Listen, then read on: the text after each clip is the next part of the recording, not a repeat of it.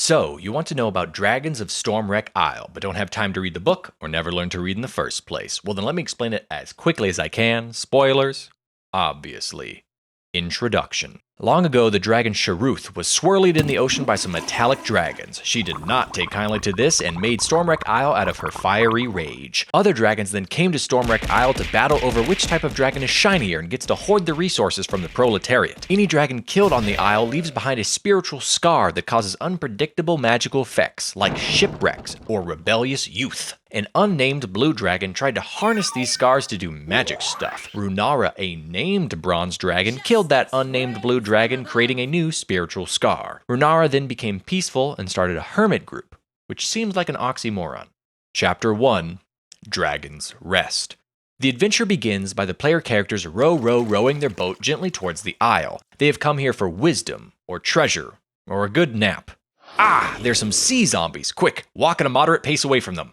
After their brisk walk, the party reaches Dragon Rest, which is mostly kobolds in a small temple. The party can meet Runara. Hello. Choose one of 9 kobolds to care about and seek adventure across the Isle, because the only adventure here is those soggy pirates lumbering oh so slowly closer. While out seeking adventure, the party can find a hot spring, run into a whistle-trained owlbear with the same challenge rating as the final boss, get ambushed by kobolds, and not find the tomb of the legendary Sharuth this adventure references a few times. The adventure told the dungeon master to make that, and the DM did not have time to do that. Chapter 2. Seagrow Caves. A bunch of mushroom dudes have been poisoned, so they put up a do not disturb sign in the shape of a giant deadly octopus. If the party wants to cleanse the mushrooms of these antisocial vapors, they'll need to fight some semi-sentient fungus grown by sentient fungus, avoid ruining the vibes, and unclog a vent blocked by what seems to be an appetizer. What can I get you, sir? I'll have the orange crystal from the elemental plane of fire, please. Of course. Enjoy. Thank you.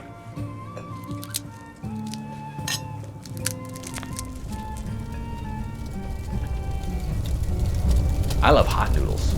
Once the clog is cleared, the poisonous vapors dissipate and the mushrooms rejoice by giving the party some red fungus. Try not to worry about whether this is like a semi-sentient or sentient kind of fungus that can feel pain and has emotions when someone slurps it down a few sessions later.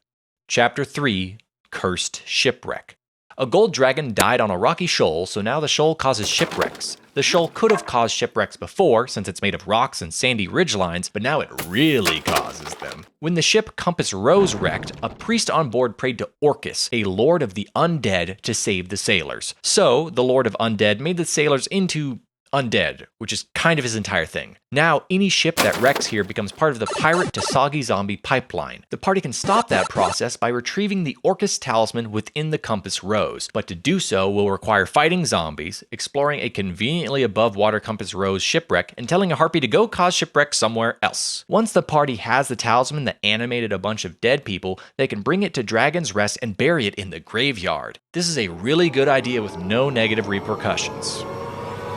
No, like really it is. The cleric can even get congratulated for this really good idea by their god in a dream. Chapter 4. Clifftop Observatory. Runara summons the party to the temple to reveal, so I'm a dragon, and to request the party go find her rebellious dragon apprentice, Adrian. Unknown to Runara, Spark Renderer, the named grandson of the unnamed blue dragon she killed 100 years ago, has taken Adrian captive and plans to sacrifice Adrian to bind the souls of dead dragons to Sparky's tiny will. If the party wants to stop this ritual or save Adrian, they will need to talk to some kobolds about supporting the disabled, find a gassy journal, sneak past Spark Renderer, do some construction work, and then save Adrian from a secret library. If the party can't reach Adrian, or just want the final battle to include a light show, they can leave and come back later when Spark Renderer is doing his ritual. Adrian will be chained up to a gold statue, and Spark Renderer's kobold followers will have constructed effigies that will definitely go on the fridge, but will definitely not go in the family scrapbook. Once the party defeats Spark Renderer and saves Adrian, they can return to Runara. She gives them a few small rewards, then gets sad that the cycle of violence continues. She should probably leave the game that is mainly designed to murder things in new and exciting ways. I think this is a pretty good adventure, but you know what would make it better?